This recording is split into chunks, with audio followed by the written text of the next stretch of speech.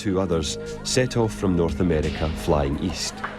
They came down in a storm off Newfoundland. They were never seen again. In 1973, American Bobby Sparks was lucky to escape with his life when a violent storm brought his balloon down, again near Newfoundland. It was struck by lightning, or lightning discharged near the balloon about 45 or 50 times. It vulcanized the rip panel in the balloon so that I could not deflate it when I landed the next morning. Set the boat on fire. And from my own point of view, after a while, you get used to the lightning. The problem was I was dying from hypothermia. I was so cold and so weak that I was lying on the bottom of my boat and I could not turn over or get up. I dropped 300 pounds of weight and I should have gone up like a rocket, but I went down like a rock. It was totally out of control. Whatever the wind and the storm wanted to do, that's what the balloon and I did. Over the next 5 years, many balloonists tried. In all, 5 died.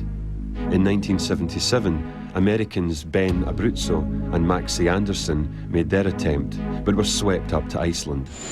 When we were asked before we left why we were going to make this flight, we said, why not? Well, I say now, I can tell you why not. You got to be crazy. Crazy or not, the following year they did try again. This time they made it. 4 years later, the same team went on to make the first balloon crossing of the Pacific. In 1984, another American attempted the Atlantic, this time solo. The balloonist was a former test pilot in the US Air Force, Joe Kittinger. Welcome to Europe, as I say. I'm happy to be here. How's the foot? I think it's broken. Kittinger had landed in Italy after setting out from Maine 5 days before. I've actually been working on flying around the world for over 35 years. I started in the Air Force back in 1979, coming up with the information that I need in meteorology to get around the world. And I'm still working actively on trying to go around the world. Back in 1960, Kittinger had leapt into the history books when he jumped from a balloon at 103,000 feet. It was the highest jump in history. He remains the only man ever to have broken the sound barrier with his body alone. The achievement for flying around the world non-stop in a balloon. First of all, a balloon is man's oldest aerial vehicle. And it is the last great challenge in aeronautics. Fossett was joining an exclusive club of adventurers, those who were made of the right stuff. Many were amazed that he was choosing to fly alone in an unpressurized capsule. Steve's doing a hard job the hard way, flying solo, flying at low level, in the weather. So it's going to be very, very tough. Fossett first approached Cameron Balloons in Bristol, England in 1994. Since then, they've manufactured all his balloons.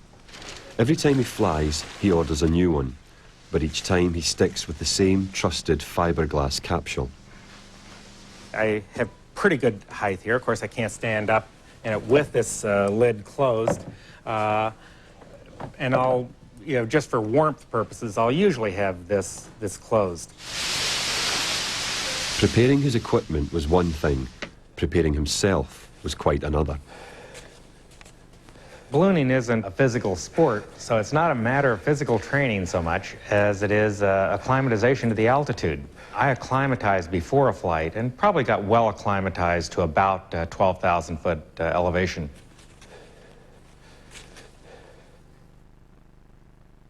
Fossett was ready to try again. This time he had chosen to take off from St. Louis, his wife's hometown.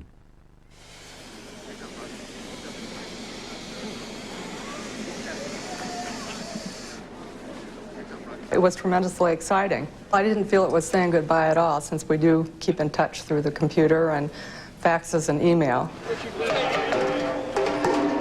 We've got a fair amount of wind at the top of the stadium.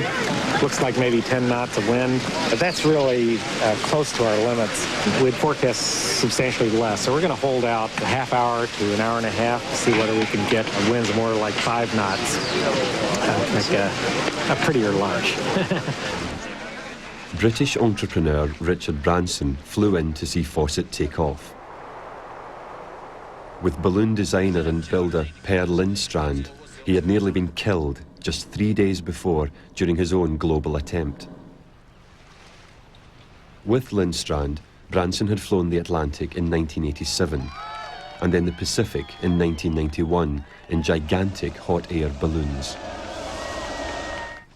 Their recent global attempt had gone badly wrong when the balloon tumbled out of the sky over the Atlas Mountains in North Africa. The flight, which lasted less than a day, covered barely 400 miles. Branson and Fossett had never met. So, yeah, get ready to go. What an adventure he's going to have in that. Yes, I am Steve Fossett. Yeah, are you on Steve? Sorry. How are you? You probably thought that was. Yeah, I did. I think you're a braver man than I. So well, good luck anyway. Okay, thanks. I'm going to.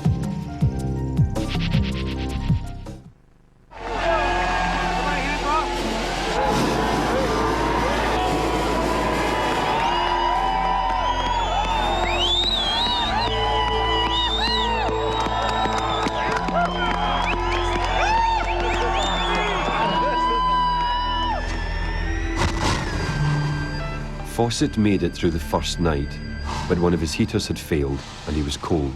It would be a problem if both heaters quit and state quit. Yeah. That would not be life-threatening, it would be a nuisance. He had over 67. Although Fossett flies alone, he stays in regular contact with his mission control center by email sent via satellite.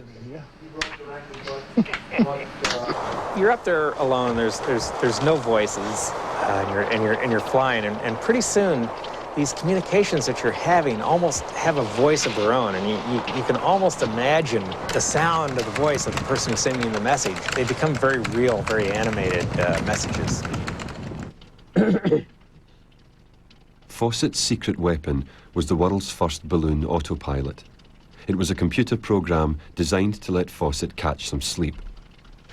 What it does is it fires the burners in a sequence determined by computer algorithms to maintain level flight of the balloon. If I want to change the altitude of the balloon, I will get on the burners myself and change the altitude and then reset the autopilot to keep it level.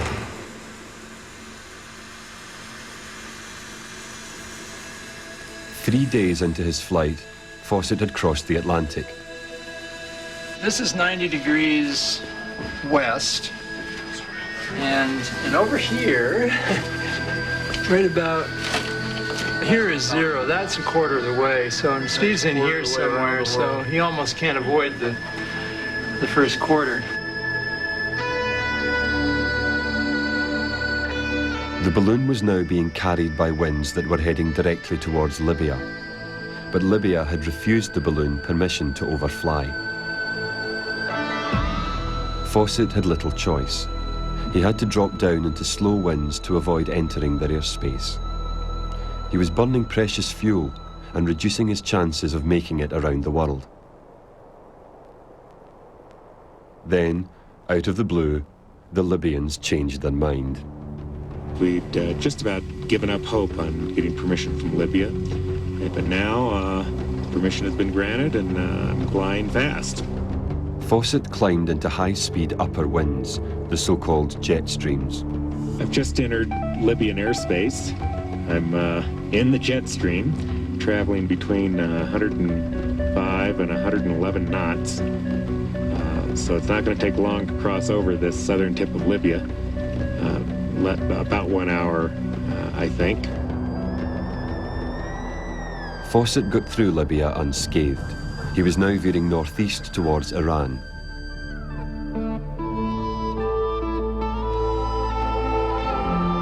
We just got verbal confirmation for Iran.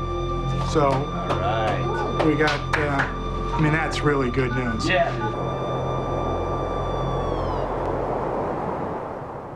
Fossett flew on, reaching northwest India on the 5th day of the flight. But despite his autopilot working flawlessly, he was becoming desperately tired and was uncertain of how much further he could go.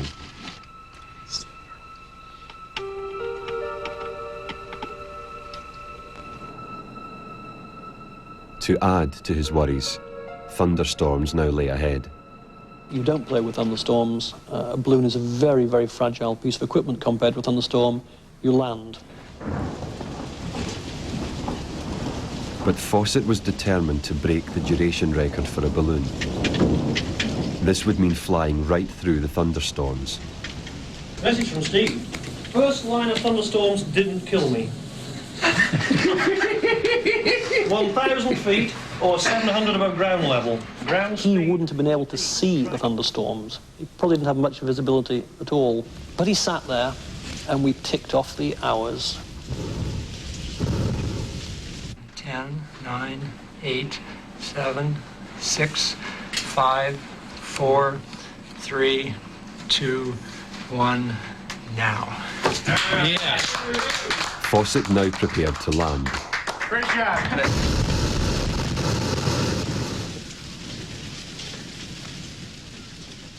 These round-the-world balloons are bigger balloon systems and really don't control themselves as well.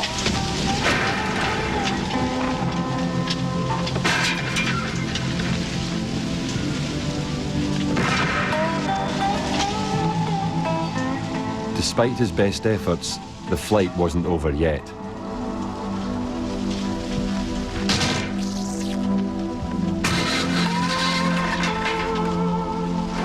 Basically, I didn't have the fineness of control that I should have in this kind of balloon. And sure enough, I botched the landing.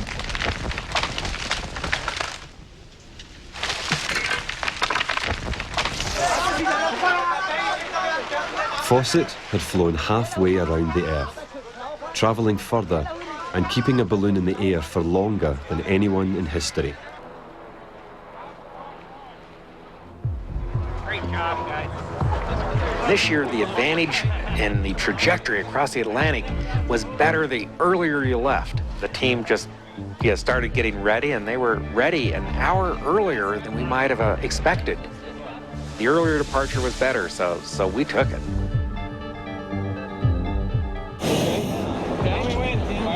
High ball, Good luck. Here we go. Okay, go straight,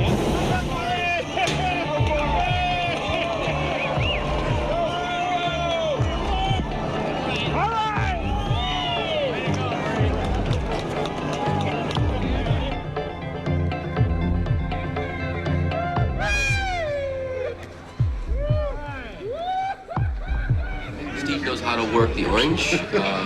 There's the champagne bottle and everything. Cameras. Well, we don't have that. Fossett's control centre in St. Louis had been tracking him via satellite. He'd been carried by fast winds heading straight for Europe. Oh, I see what he's doing. He's probably going to come in across. He'll come into Britain. Okay. How about that? Bristol's right. Yeah, there's Bristol. Right, Bristol.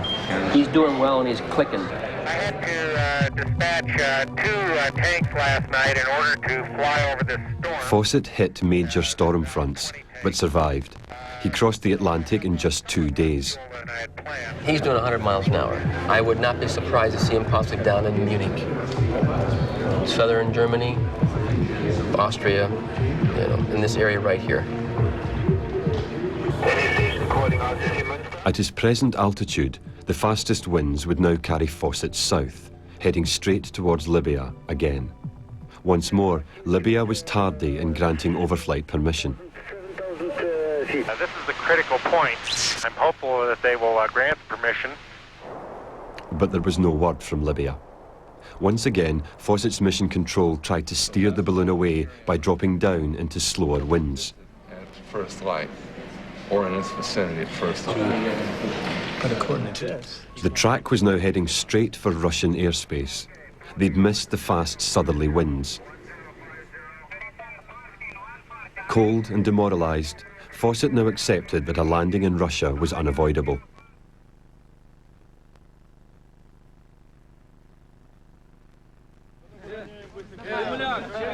He received a hero's welcome.